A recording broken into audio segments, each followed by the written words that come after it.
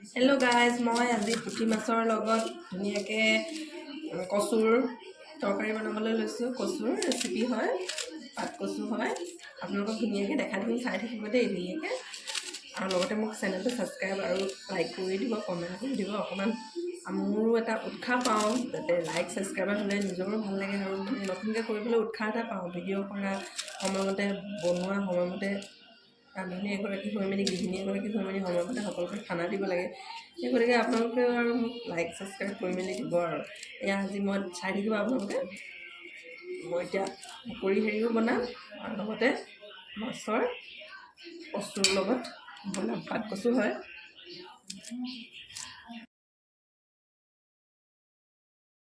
Hello' guys, এয়া মই ক্ৰমান্বয়ে পিঁয়াজ কাটি লৈছোঁ, আদা নহৰু পেষ্ট, এয়া জলকীয়া, বিলাহী, এইখিনি কচু, এয়া মই মাছ ফ্ৰাই কৰি লৈ লৈছোঁ। আপোনালোকক দেখাবৰ কাৰণে ধুনীয়াকৈ দেখাই দিছোঁ। এতিয়া মই ইয়াত কেৰাহী পাতি দিম। পিঁয়াজখিনি দি দিলোঁ। পিঁয়াজখিনি দিয়াৰ পিছতে ইয়াত কেৰাহীত ৰঙচুৱা হৈ গ'ল পিঁয়াজ। এতিয়া মই ধুনীয়াকৈ আদা নহৰু দি দিম। আদা নহৰু দি দিছোঁ।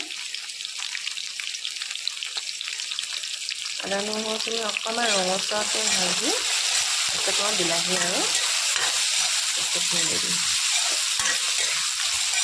তাৰপিছতে মই জালুক দিম, জালুকৰ গুড়ি দিম। যিহেতু বতৰটো অলপ ঠাণ্ডা হৈছে, কাহ হৈছে নহয়, এই গতিকে মই জালুক এড কৰিছোঁ যে। অপশ্যনেল হয়, আপোনালোকে দিবও পাৰে, নিদিবও পাৰে। জালুকৰ সলনি বিলাহী দিব পাৰে, জলকীয়া দিব পাৰে। যিহেতু অলপ বতৰটো ঠাণ্ডা হোৱাৰ কাৰণে মই জালুকৰ গুড়ি ব্যৱহাৰ কৰিছোঁ। যিসকলে নাখায় জালুক, নিদিলেও হ'ল, জলকীয়া দিলেও হ'ল। এতিয়া মই এইখিনি বিলাহী দিছোঁ।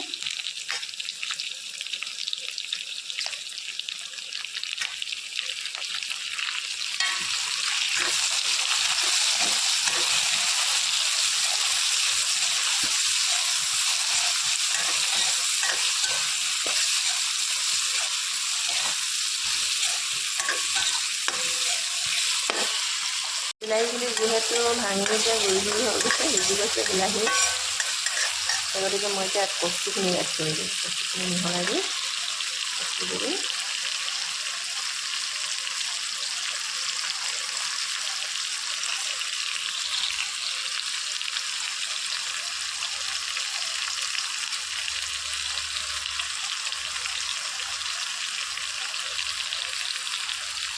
এতিয়া মই ইয়াত সোৱাদ অনুসৰি নিমখ দি দিছোঁ।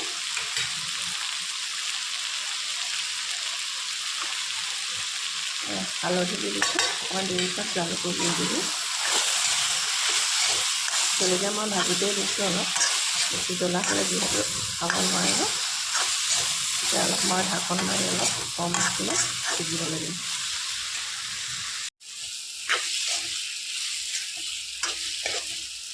মোৰ কচু গ্ৰেভি ধুনীয়াকৈ ৰেডি হৈ গ'ল। ইয়াত মই মাছ দিম, মাছ দি ধনিয়া দি ধুনীয়াকৈ কৰি দিম। মই ইয়াত এজনী এজনীকৈ ধুনীয়াকৈ মাছ দি দিছোঁ। মাছ দি এটা উতল আহিব দিম, উতল অহাৰ লগে লগে ধনিয়া দিম, ধনিয়া দি ধুনীয়াকৈ পৰিৱেশন কৰিম। এনেদৰে আপোনালোকে বনাব পাৰে, বিৰাটেই টেষ্টি হয় জালুক দিয়াৰ বাবে।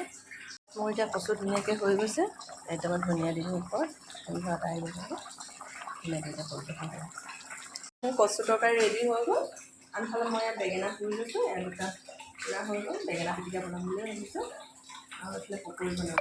এয়া বেঙেনা দুটা, এইফালে এটা মই বেঙেনা গুচাই লৈছোঁ। বেঙেনা এনেদৰে গুচাই মেলি ধুনীয়াকৈ পিটিকা কৰিম।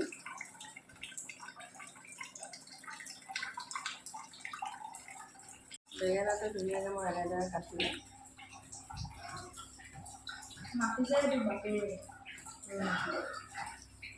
মই আকৌ বেচনৰ পকৰি বনাবলৈ লৈছোঁ। নৰসিংহ পাত, পিঁয়াজ, নৰসিংহ, জলকীয়া দি লৈছোঁ। এইফালে মই এতিয়া ধুনীয়াকৈ কেৰাহীত ভাজি দি কিনে ফ্ৰাই হৈ গ'ল অলৰেডি।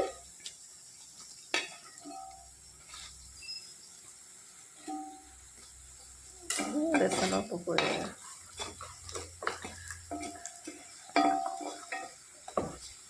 ভাত ৰেডি হৈ গ'ল। এইফালে বেঙেনা পিটিকা, বেচনৰ পকৰি ভজা, ভাত, খোৱা চাউলৰ ভাত আৰু এইফালে কচু শাক। এতিয়া মই ধুনীয়াকৈ পৰিৱেশন কৰিম। খাবলৈ ধুনীয়া হৈছে, বেলেগে কৈছে বাৰু খাবলৈ ধুনীয়া হৈছে বুলি। সেই গতিকে আপোনালোকে এনেকৈ বনাই খাব পাৰে ধুনীয়া।